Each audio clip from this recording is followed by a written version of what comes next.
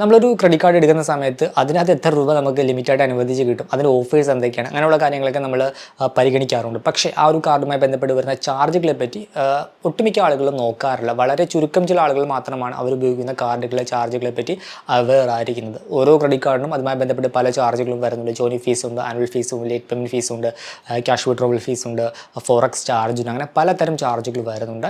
ഇതിൽ പല ചാർജുകളും വേണമെങ്കിൽ നമുക്ക് ഒഴിവാക്കാനായിട്ട് സാധിക്കും. ഉദാഹരണമായിട്ട് ഇപ്പോൾ ആനുവൽ ചാർജ് വേവറുള്ള കാർഡാണെങ്കിൽ അവർ പറയുന്ന ഒരു എമൗണ്ട് നമ്മൾ പ്ലാൻ ചെയ്ത് സ്പെൻഡ് ചെയ്ത് കഴിഞ്ഞാൽ നമുക്ക് വെറുതെ നൽകേണ്ടി വരുന്ന ആനുവൽ ചാർജ് നമുക്ക് അവിടെ ഒഴിവാക്കാനായിട്ട് സാധിക്കും. അതേപോലെ തന്നെ നമ്മുടെ കയ്യിൽ നിന്ന് പിടിച്ച പല ചാർജുകളും ജസ്റ്റ് ഒന്ന് കസ്റ്റമർ കെയറിൽ കോൺടാക്ട് ചെയ്ത് കഴിഞ്ഞാൽ നമുക്കത് റിവേഴ്സ് ചെയ്ത് കിട്ടും. ഇപ്പോൾ SBI കാർഡൊക്കെ ആണെങ്കിൽ നിങ്ങളുടെ ആനുവൽ ചാർജ് എടുത്ത് കഴിഞ്ഞാൽ ജസ്റ്റ് ഒന്ന് കസ്റ്റമർ കെയറിൽ കോൺടാക്ട് ചെയ്യുക, അവർ പലപ്പോഴും അത് റിവേഴ്സ് ചെയ്ത് നൽകാറുണ്ട്. ഇപ്പോൾ ലാസ്റ്റ് വീക്ക് എനിക്കും റിവേഴ്സ് ചെയ്ത് കിട്ടി. അതിൻ്റെ ഒരു എക്സ്പീരിയൻസ് ഞാൻ വീഡിയോയിൽ പറയാം. അതുപോലെ തന്നെ ചില ബാങ്കൊക്കെ ആണെങ്കിൽ നമ്മൾ കോൺടാക്ട് ചെയ്ത് കഴിഞ്ഞാൽ ആനുവൽ ചാർജ് ആപ്ലിക്കബിൾ ആയുള്ള കാർഡാണെങ്കിൽ നമുക്ക് എലിജിബിൾ ആണെങ്കിൽ ലൈഫ് ടൈം ഫ്രീ ആയിട്ട് കൺവേർട്ട് ചെയ്ത് കിട്ടും. പേഴ്സണലി എനിക്ക് അങ്ങനെ കൺവേർട്ട് ചെയ്ത് കിട്ടിയിട്ടുണ്ട്. സോ ഇങ്ങനെ പല ഓപ്ഷൻസ് നമുക്ക് അവൈലബിൾ ആണ്. ജസ്റ്റ് ഒരു എഫേർട്ട് നമ്മൾ ഇടണം. പ്രധാനമായിട്ട് നമ്മൾ ഉപയോഗിക്കുന്ന കാർഡുമായി ബന്ധപ്പെട്ട് വരുന്ന ചാർജുകളെ പറ്റി നമ്മൾ അവെയർ ആയിരിക്കണം. സോ നിങ്ങൾ അറിഞ്ഞിരിക്കേണ്ട പ്രധാനപ്പെട്ട ചാർജുകൾ എന്തൊക്കെയാണ്. അതുപോലെ തന്നെ ഈ ഒരു കാറ്റഗറിയിൽ കുറച്ച് ടിപ്സും കാര്യങ്ങളൊക്കെ ഈ ഒരു വീഡിയോയിൽ കവർ ചെയ്യുന്നുണ്ട്. So welcome to another video. ആദ്യം എൻ്റെ ലൈഫിലെ കുറച്ച് എക്സ്പീരിയൻസ് പറയാം. ഇപ്പോൾ ലാസ്റ്റ് വീക്ക് എൻ്റെ SBI ക്യാഷ് ബാക്ക് കാർഡിൻ്റെ ആനുവൽ ചാർജ് അവരെടുത്തു. ആനുവൽ ചാർജ് വരുന്നത് 999 രൂപ പ്ലസ് GST ആണ്.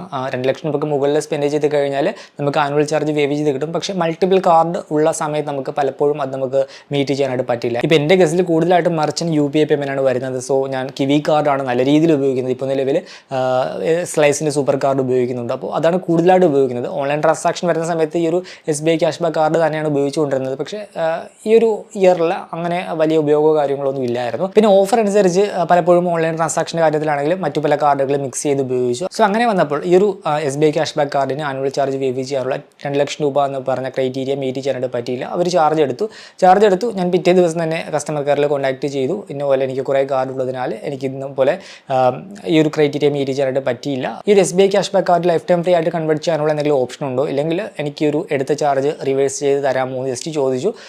ഞാൻ കസ്റ്റമർ കെയറിൽ സംസാരിച്ച് കൊണ്ടിരുന്ന ആ ഒരു സമയത്ത് തന്നെ അവരെടുത്ത എമൗണ്ട് അവർ റിവേഴ്സ് ചെയ്ത് തന്നു. ആ ഒരു മൊമെൻറ്റിൽ തന്നെ 999 രൂപ എനിക്ക് ക്രെഡിറ്റ് ചെയ്ത് കിട്ടി. പിന്നെ ഒരു 2 ഡേയ്സ് കഴിഞ്ഞപ്പോൾ ആ ഒരു എമൗണ്ടിൻ്റെ GSTയും എനിക്ക് റിവേഴ്സ് ചെയ്ത് കിട്ടി. സോ എൻ്റെ കയ്യിൽ നിന്നും എടുത്ത ആ ഒരു 999 രൂപ പ്ലസ് അതിൻ്റെ GST ഉൾപ്പെടെ കംപ്ലീറ്റ് ആയിട്ട് എനിക്ക് റിവേഴ്സ് ചെയ്ത് കിട്ടി. അത് ഞാൻ കസ്റ്റമർ കെയറിൽ കോൺടാക്ട് ചെയ്തത് കൊണ്ടാണ് എനിക്ക് അവിടെ റിവേഴ്സ് ചെയ്ത് കിട്ടിയത്. ഞാൻ കസ്റ്റമർ കെയറിൽ കോൺടാക്ട് ചെയ്തില്ല എന്നുണ്ടെങ്കിൽ ആ ഒരു ചാർജ് നമ്മൾ പേ ചെയ്തു, അവിടെ ഒന്നും തന്നെ റിവേഴ്സ് ചെയ്ത് കിട്ടുകയില്ല. സോ അവിടെ ഞാനൊരു എഫർട്ട് ഇട്ടു, എനിക്കത് കൊണ്ടൊരു ബെനിഫിറ്റ് ഉണ്ടായി. ആ ഒരു എമൗണ്ട് റിവേഴ്സ് ചെയ്ത് കിട്ടി. പല കാർഡിൻ്റെയും കേസിൽ ഈ രീതിയിൽ ചാർജ് എടുത്ത് കഴിഞ്ഞാൽ കസ്റ്റമർ കെയറിൽ കോൺടാക്ട് ചെയ്ത് കഴിഞ്ഞാൽ നമുക്ക് റിവേഴ്സ് ചെയ്ത് കിട്ടാറുണ്ട്. ഇപ്പോൾ HDFC ബാങ്കൊക്കെ ആണെങ്കിൽ ലേറ്റ് പേയ്മെൻറ്റ് ഫീസൊക്കെ ആണെങ്കിൽ റിവേഴ്സ് ചെയ്ത് നൽകും. പിന്നെ എൻ്റെ ലൈഫിൽ നടന്ന മറ്റൊരു എക്സ്പീരിയൻസ്, ഞാൻ Tata new infinity variant card എടുത്തു. അത് 1500 രൂപ പ്ലസ് GST വരുന്നൊരു കാർഡായിരുന്നു. ഞാൻ HDFC ബാങ്കിൻ്റെ കസ്റ്റമർ കെയറിൽ കോൺടാക്ട് ചെയ്തു. എനിക്ക് ആ ഒരു കാർഡ് ലൈഫ് ടൈം ഫ്രീ ആയിട്ട് കൺവേർട്ട് ചെയ്യാനുള്ള എന്തെങ്കിലും ഓപ്ഷൻ ഉണ്ടോ എന്ന് ചോദിച്ചു. അവരത് എലിജിബിൾ ആയതുകൊണ്ട് തന്നെ കൺവേർട്ട് ചെയ്ത് നൽകി. ആ ഒരു കാർഡ് ഇപ്പോൾ നിലവിൽ ലൈഫ് ടൈം ഫ്രീ ആയിട്ടാണ് ഉപയോഗിക്കുന്നത്. സോ ഈ രീതിയിൽ നമുക്ക് പലപ്പോഴും കസ്റ്റമർ കെയറിൽ കോൺടാക്ട് ചെയ്ത് കഴിഞ്ഞാൽ പല ചാർജും നമുക്ക് റിവേഴ്സ് ചെയ്ത് കിട്ടും. നമുക്ക് എലിജിബിൾ ആണെങ്കിൽ പല കാർഡും ലൈഫ് ടൈം ഫ്രീ ആയിട്ട് കൺവേർട്ട് ചെയ്ത് കിട്ടും. ഞാനിപ്പോൾ എടുത്ത ആക്സിസ് ബാങ്കിൻ്റെ ഹൊറൈസൺ കാർഡ് ആ രീതിയിൽ ഞാൻ ട്രൈ ചെയ്തു, പക്ഷേ നടന്നില്ല. ലൈഫ് ടൈം ഫ്രീ ആയിട്ട് കൺവേർട്ട് ചെയ്യാനുള്ള ഒരു ഓപ്ഷൻ ഇല്ല എന്ന് അവർ പറഞ്ഞു. അതുപോലെ തന്നെ എടുത്ത ചാർജും തരില്ല എന്ന് പറഞ്ഞു. ചിലപ്പോഴൊക്കെ നടക്കും, ചിലപ്പോഴൊക്കെ നടക്കില്ല. പക്ഷേ നമ്മളൊരു എഫർട്ട് ഇട്ട് ട്രൈ ചെയ്ത് നോക്കുക. ഇനി ഒരു ക്രെഡിറ്റ് കാർഡുമായി ബന്ധപ്പെട്ട് വരുന്ന പ്രധാനപ്പെട്ട ചാർജുകൾ നോക്കാം. ഒന്നാമതൊരു ചാർജാണ് ജോയിനി ഫീസും ആനുവൽ ഫീസ്. ജോയിനി ഫീസ് നമ്മൾ കാർഡ് എടുക്കുമ്പോൾ തന്നെ അവരെടുക്കും. ഇപ്പോൾ ചില കാർഡിന് 600 രൂപ ആയിരിക്കാം, ചില കാർഡിന് 1000 ആയിരിക്കാം. സോ നിങ്ങളുടെ കാർഡിൻ്റെ ചാർജ് നോക്കുക. നിങ്ങൾ ഒരു കാർഡ് ആക്ടിവേറ്റ് ചെയ്ത് കഴിയാൻ നേരത്തെ ആ ഒരു ചാർജ് അവരെടുക്കും. അത് നമ്മൾ ആദ്യത്തെ ബില്ലിൽ നമ്മൾ റീപേ ചെയ്യണം.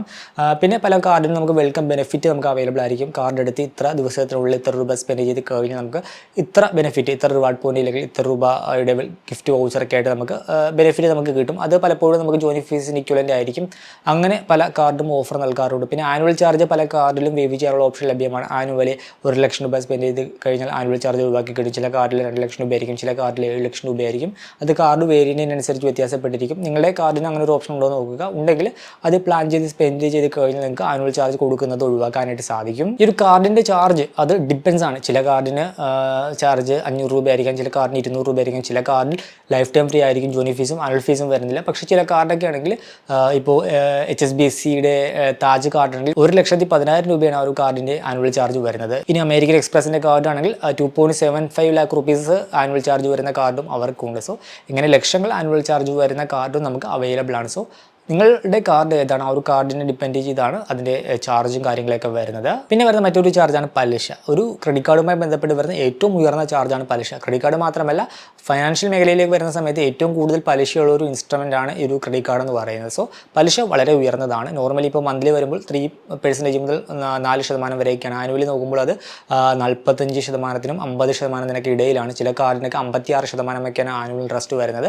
ഇത് നോർമലി എടുക്കില്ല. നമ്മൾ കറക്റ്റായിട്ട് ഉപയോഗിക്കുന്ന തുക റീപേ ചെയ്ത് കഴിഞ്ഞാൽ പലിശ ആപ്ലിക്കബിൾ അല്ല. പലിശ ആപ്ലിക്കബിൾ ആവുന്നത് നമ്മൾ കംപ്ലീറ്റ് ആയിട്ട് എമൗണ്ട് റീപേ ചെയ്തില്ലെങ്കിൽ ബാലൻസ് എമൗണ്ടിന് നമ്മൾ പലിശ കൊടുക്കണം. അതേപോലെ തന്നെ നമ്മളിപ്പോൾ ATM വഴിയൊക്കെ ക്യാഷ് വിഡ്രോ ചെയ്ത് കഴിഞ്ഞാലും ഡേ 1 തൊട്ട് നമ്മൾ പലിശ കൊടുക്കണം. സോ ഇങ്ങനെയുള്ള സിറ്റുവേഷൻസിലാണ് പലിശ ആപ്ലിക്കബിൾ ആയിട്ടുള്ളത്. പ്രധാനമായിട്ട് നമ്മൾ ഉപയോഗിക്കുന്ന എമൗണ്ട്, ഔട്ട്സ്റ്റാൻഡിംഗ് എമൗണ്ട് കംപ്ലീറ്റ് ആയിട്ട് റീപേ ചെയ്യണം. ചെയ്തില്ല എന്നുണ്ടെങ്കിൽ പലിശ കൊടുക്കണം. നമ്മൾ മിനിമം എമൗണ്ട് ഡ്യൂ അടച്ചാൽ പോലും ബാക്കിയുള്ള എമൗണ്ടിന് നമ്മൾ പലിശ കൊടുക്കേണ്ടതായിട്ടുണ്ട്. പിന്നെ വരുന്ന മറ്റൊരു ചാർജാണ് late payment fees. Late payment fees എന്ന് പറയുന്നത് നമ്മൾ മിനിമം എമൗണ്ട് ഡ്യൂ പോലും അടച്ചില്ലെങ്കിൽ ഈടാക്കുന്ന ഒരു ചാർജാണ്. നമ്മൾ മിനിമം എമൗണ്ട് ഡ്യൂ അടച്ചു കഴിഞ്ഞാൽ ലേറ്റ് പേയ്മെന്റ് ഫീസ് എടുക്കുകയില്ല. ബാക്കി നമ്മൾ പേ ചെയ്യാനുള്ള എമൗണ്ടിന് പലിശയായിരിക്കും അവരെടുക്കുന്നത്. മിനിമം എമൗണ്ട് ഡ്യൂ പോലും അടച്ചില്ല എന്നുണ്ടെങ്കിലാണ് ലേറ്റ് പേയ്മെന്റ് ഫീസ് ആപ്ലിക്കബിൾ ആവുള്ളത്. ലേറ്റ് പേയ്മെന്റ് ഫീസ് നമ്മൾ അടക്കാനുള്ള എമൗണ്ടിനെ ഡിപ്പെൻഡ് ചെയ്തിരിക്കും. 100 രൂപ മുതൽ 1300 രൂപ വരെയാണ് പല ബാങ്കും ഈടാക്കുന്ന ലേറ്റ് പേയ്മെന്റ് ഫീസ്. പിന്നെ വരുന്ന മറ്റൊരു ചാർജാണ് ക്യാഷ് വിഡ്രോവൽ ഫീസ്. നമ്മുടെ ക്രെഡിറ്റ് കാർഡ് ഉപയോഗിച്ച് ATM വഴി ക്യാഷ് വിഡ്രോ ചെയ്ത് കഴിഞ്ഞാൽ അതിന് ചാർജ് ആപ്ലിക്കബിൾ ആണ്. ചില കാർഡിന് പലിശയില്ല, പക്ഷേ പലിശയില്ലെങ്കിൽ കൂടി ക്യാഷ് വിഡ്രോവൽ ചാർജ് ആപ്ലിക്കബിൾ ആണ്. ക്യാഷ് വിഡ്രോവൽ ചാർജ് ഓരോ വിഡ്രോവലിനും ചില കാർഡിന് വിഡ്രോ ചെയ്യുന്ന എമൗണ്ടിൻ്റെ 2.5% മിനിമം 500 രൂപ വരെയൊക്കെ ഈടാക്കും. അതായത് ഇപ്പോൾ 100 രൂപ വിഡ്രോ ചെയ്താലും 500 രൂപ പ്ലസ് GST അതിൻ്റെ ക്യാഷ് വിഡ്രോവൽ ചാർജ് ആയിട്ട് ഈടാക്കും. ചില കാർഡാണെങ്കിൽ 199 രൂപയായിരിക്കും. സോ ഇത് ബാങ്കുകൾക്കനുസരിച്ച് വ്യത്യാസപ്പെട്ടിരിക്കും. പക്ഷേ ഒട്ടുമിക്ക കാർഡിനും ഈ ഒരു ക്യാഷ് വിഡ്രോവൽ ചാർജ് കൂടാതെ ഡേ 1 തൊട്ട് പലിശയും ആപ്ലിക്കബിൾ ആണ്. വളരെ ചുരുക്കം ചില കാർഡുകൾക്ക് മാത്രമാണ് ATM വഴി ക്യാഷ് വിഡ്രോ ചെയ്ത് കഴിഞ്ഞാൽ പലിശ ഇല്ലാത്തത്.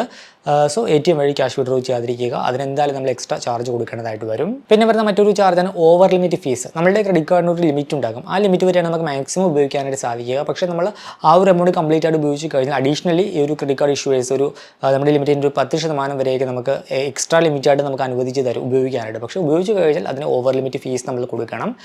അത് ഡിപ്പെൻസ് ആണ്, ഓരോ ബാങ്കുകൾക്കനുസരിച്ച് വ്യത്യാസപ്പെട്ടിരിക്കും. പിന്നെ വരുന്ന മറ്റൊരു ചാർജാണ് ഫോറിൻ കറൻസി മാർക്കപ്പ് ഫീസ്. നിങ്ങളുടെ കാർഡ് ഉപയോഗിച്ച് നിങ്ങൾ വിദേശത്ത് പോകുമ്പോൾ അവിടെ സ്പെൻഡ് ചെയ്തില്ലെങ്കിൽ ഇന്ത്യക്കുള്ളിൽ നിന്നുകൊണ്ട് തന്നെ വിദേശത്തെ വെബ്സൈറ്റുകളിലേക്ക് പേയ്മെൻറ്റ് ചെയ്യുമ്പോൾ ആണ് ഈ ഒരു foreign currency markup fees applicable ആയിട്ടുള്ളത്. നോർമലി 3.5% പ്ലസ് GST ആണ് ഒട്ടുമിക്ക കാർഡുകളുടെയും ഫോറിൻ കറൻസി മാർക്കപ്പ് ഫീസ്. ചില കാർഡുകൾക്ക് അത് 2% ആയിരിക്കും, ചില കാർഡിന് ഫോറക്സ് ചാർജ് ഇല്ലായിരിക്കും. സോ അത് ഓരോ കാർഡിൻ്റെ ഫീച്ചറായിട്ടാണ് വരുന്നത്. നോർമലി ഇങ്ങനെ ഒരു ചാർജ് ആപ്ലിക്കബിൾ ആണ്. ഉദാഹരണമായിട്ട് നിങ്ങൾ ഒരു 10,000 രൂപയുടെ ട്രാൻസാക്ഷൻ നടത്തുമ്പോൾ അഡീഷണൽ ഒരു 350 രൂപ പ്ലസ് GST അവിടെ ഫോറിൻ കറൻസി മാർക്കപ്പ് ഫീസ് ആയിട്ട് കൂടി നമ്മൾ കൊടുക്കേണ്ടതായിട്ട് വരും. പിന്നെ വരുന്ന മറ്റൊരു ചാർജാണ് EMI കൺവേർഷൻ ചാർജ്. നമ്മളൊരു EMI ട്രാൻസാക്ഷൻ നടന്ന സമയത്ത് ഒന്നാമതൊരു ചാർജ് വരുന്ന പ്രോസസ്സിംഗ് ഫീസാണ്. പല കാർഡിനും പ്രോസസ്സിംഗ് ഫീസ് ഉണ്ട്. ചില കാർഡിന് 199 രൂപയായിരിക്കും, ചില കാർഡിന് അത് 499 രൂപയായിരിക്കും. സോ കാർഡ് ഇഷ്യൂറിനനുസരിച്ച് ഇത് വ്യത്യാസപ്പെട്ടിരിക്കും. അതൊരു വൺ ടൈം ചാർജാണ്. നെക്സ്റ്റ് വരുന്നത് പലിശയാണ്. നമ്മൾ EMI ഇടുന്ന സമയത്ത് നമുക്ക് പലിശ ആപ്ലിക്കബിൾ ആണ്. പിന്നെ നമുക്ക് നോ കോസ്റ്റ് EMI ഉണ്ടെങ്കിൽ കൂടി നമുക്ക് ആ ഒരു പലിശയുടെ GSTയും കാര്യങ്ങളൊക്കെ ആപ്ലിക്കബിൾ ആയിരിക്കും. ആ ഒരു കാര്യം പ്രത്യേകം നോട്ട് ചെയ്യുക. പിന്നെ വരുന്ന മറ്റൊരു ചാർജ് GST ആണ്. ക്രെഡിറ്റ് കാർഡുകളുടെ ചാർജുകളുമായി ബന്ധപ്പെട്ട് അതിന് കൂടുതൽ അഡീഷണൽ ആയിട്ട് 18% GST കൂടി ആപ്ലിക്കബിൾ ആണ്. ഉദാഹരണമായിട്ട് 500 രൂപയാണ് ചാർജെങ്കിൽ അതിന് കൂടുതൽ 18%, അതായത് 90 രൂപ കൂടി എക്സ്ട്രാ വരും. മൊത്തം 590 രൂപ നമ്മൾ പേ ചെയ്യേണ്ടതായിട്ട് വരും. ഇപ്പോൾ 3000 രൂപ ആനുവൽ ചാർജുള്ള ഒരു കാർഡാണെങ്കിൽ GST കൂടി ആഡായിട്ട് വരുമ്പോൾ 3540 രൂപ നമ്മൾ പേ ചെയ്യേണ്ടതായിട്ട് വരും. സോ ഓരോ ചാർജിനും 18% GST കൂടി ആപ്ലിക്കബിൾ ആണ്. ഇനി എങ്ങനെ ഈ ചാർജുകൾ ഒഴിവാക്കാം? ഒന്നാമതായിട്ട് ഇപ്പോൾ എന്തെങ്കിലുമൊക്കെ ചാർജ് എടുത്തു കഴിഞ്ഞാൽ ജസ്റ്റ് ഒന്ന് കസ്റ്റമർ കെയറിൽ കോൺടാക്ട് ചെയ്ത് നോക്കുക. അത് റിവേഴ്സ് ചെയ്ത് കിട്ടാനായിട്ട് എന്തെങ്കിലും ഓപ്ഷൻ ഉണ്ടോ എന്ന് നോക്കുക. പലപ്പോഴും നമുക്ക് കോൺടാക്ട് ചെയ്ത് കഴിഞ്ഞാൽ എടുത്ത് ചാർജ് റിവേഴ്സ് ചെയ്ത് കിട്ടാറുണ്ട്. നെക്സ്റ്റ് നമ്മൾ ക്രെഡിറ്റ് കാർഡുമായി ബന്ധപ്പെട്ട നമ്മുടെ ചാർജ് കാര്യങ്ങളൊക്കെ മനസ്സിലാക്കിയിരിക്കുക. ആനുവലി ഇത്ര രൂപ സ്പെൻഡ് ചെയ്ത് കഴിഞ്ഞാൽ നമുക്ക് ആനുവൽ ചാർജ് വേവ് ചെയ്ത് കിട്ടുമെങ്കിൽ അത് പ്ലാൻ ചെയ്ത് സ്പെൻഡ് ചെയ്ത് നമുക്ക് ആനുവൽ ചാർജ് ഒഴിവാക്കാം. ഇപ്പോൾ ജോയിൻ ഫീസ് കൊടുത്തൊരു കാർഡാണെങ്കിൽ അതിനകത്ത് വെൽക്കം ബെനിഫിറ്റ് എന്തെങ്കിലും ഉണ്ടോ എന്ന് നോക്കുക. അങ്ങനെ ഉണ്ടെങ്കിൽ അത് അവർ പറയുന്ന ഇത്ര രൂപ ഇത്ര ദിവസത്തിനുള്ളിൽ സ്പെൻഡ് ചെയ്ത് കഴിഞ്ഞാൽ നമുക്ക് ജോയിൻ ഫീസിന് ഇക്വലൻ്റ് ആയിട്ടുള്ളൊരു വെൽക്കം വൗച്ചറോ റിവാർഡ് പോയിന്റോ കാര്യങ്ങളൊക്കെ കിട്ടും. സോ അങ്ങനെയുള്ള എന്തെങ്കിലും ഓപ്ഷൻ ഉണ്ടോ എന്ന് നോക്കുക. പിന്നെ പ്രധാനമായിട്ട് നമ്മൾ ഉപയോഗിക്കുന്ന എമൗണ്ട്, ഔട്ട്സ്റ്റാൻഡിംഗ് എമൗണ്ട് കംപ്ലീറ്റ് ആയിട്ട് റീപേ ചെയ്യുക. മിനിമം എമൗണ്ട് മാത്രം അടിച്ച് മുന്നോട്ട് പോകാതിരിക്കുക. കംപ്ലീറ്റ് എമൗണ്ട് റീപേ ചെയ്ത് മുന്നോട്ട് പോവുക. അതും ഡ്യൂ ഡേറ്റിന് മുമ്പായിട്ട് നമ്മൾ റീപേ ചെയ്യുക. പിന്നെ ATM വഴി ക്യാഷ് വിഡ്രോ ചെയ്യാതിരിക്കുക. ഇൻട്രസ്റ്റ് ഇല്ലാത്ത ഏതെങ്കിലും കാർഡാണെങ്കിൽ കൂടി നമ്മൾ cash withdrawal charge one time charge applicable ആണ്. അതുകൊണ്ട് ATM വഴി ക്യാഷ് വിഡ്രോ ചെയ്യാതിരിക്കുക. പിന്നെ ക്രെഡിറ്റ് കാർഡ് ലിമിറ്റ് എത്രയാണോ അതിനുള്ളിൽ നിന്നുകൊണ്ട് തന്നെ സ്പെൻഡ് ചെയ്യുക. ഓവറായിട്ട് സ്പെൻഡ് ചെയ്യാതിരിക്കുക, അതായത് ലിമിറ്റ് കഴിഞ്ഞ് സ്പെൻഡ് ചെയ്യാതിരിക്കുക. നമുക്ക് ചെറിയൊരു എമൗണ്ട് കൂടി എക്സ്ട്രാ അവർ അനുവദിച്ച് തരും, പക്ഷേ ഓവർ ലിമിറ്റ് ചാർജ് ആപ്ലിക്കബിൾ ആണ്.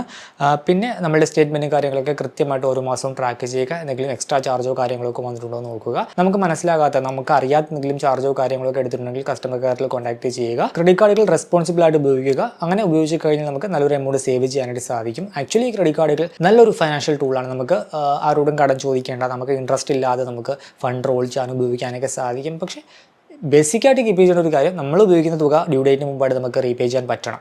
അതാണ് അവിടെ ബേസിക്കായിട്ട് നമ്മൾ നോക്കേണ്ട ഒരു റൂള്. നിങ്ങൾ ഉപയോഗിക്കുന്ന കാർഡുകളുടെ ഫീസ് വ്യക്തമായിട്ട് മനസ്സിലാക്കിയിരിക്കുക. Use wisely and stay debt free. ഈ ഒരു വീഡിയോ ഇഷ്ടമാണെന്ന് കരുതുന്നു. മറ്റൊരു വീഡിയോയിൽ മറ്റൊരു ടോപ്പിക്കുമായി കണ്ടുമുട്ടാമെന്ന പ്രതീക്ഷയോട് കൂടി